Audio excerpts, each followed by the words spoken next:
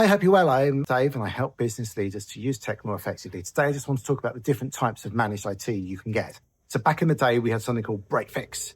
You wait for your computer to break and then you fix it. That's why I'm always joking. That's why there are only two types of organizations that call their customers users.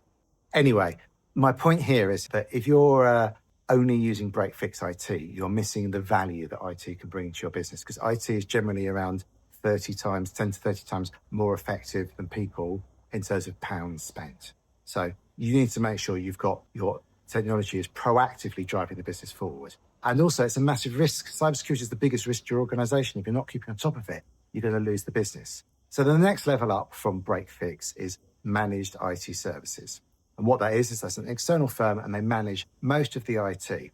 They generally don't do much around strategic IT. They might have something called a vCIO, a virtual chief information officer, but some of those people are just pre-sales consultants. So some of them are really good, but some of them are just pre-sale consultants. And part of my job is as a part-time fractional IT director, or even the vCIO, is to kind of align what the business is doing and what the managed service provider is doing. I work with several MSPs.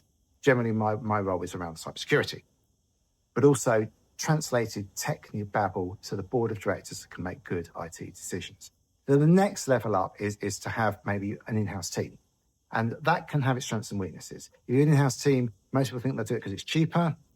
It might be if you've like in the sort of 500 staff-ish, maybe. I recommend something called co-managed IT. So you have your junior team and maybe possibly even the management team are in-house. And then the middle bit is run by your managed service provider. So if someone brings up with an email issue, an Outlook problem, you're not paying out loads of money for your MSP to fix that. Having somebody in-house can be good, and they know the organization really well, and they can build really good rapport. It's fine for an MSP to do all of it, but you need to pick the right one. I've got a whole book, by the way, on picking the right managed service provider. I'll put a link down below. Have a read of the book. It's really comprehensive, and it should really give you a good idea to what to look for, or you can ask me to help you look. Or you can engage my MSP if you really want to, but I generally don't do both, by the way. So if you want me to be your IT director, I won't be your IT support person as well, because there's too much of a conflict of interest, I think. Anyway, then the next level up that you've got is the fully outsourced IT. Now, this is where things become interesting, because what you're basically saying is IT isn't core to our business. We want to give that problem to somebody else to look after. Now, I personally believe that, like finance and sales and marketing, you need to have core IT understanding in your business. The IP needs to be maintained inside your organization. And as you get bigger, that problem becomes harder and harder to control, which is why I quite like having the part-time IT director model, because you've got somebody that's working with you for a long time. They're not chopping and changing. And the idea is that they'll understand the business really well, and they'll understand the decisions that need to be made.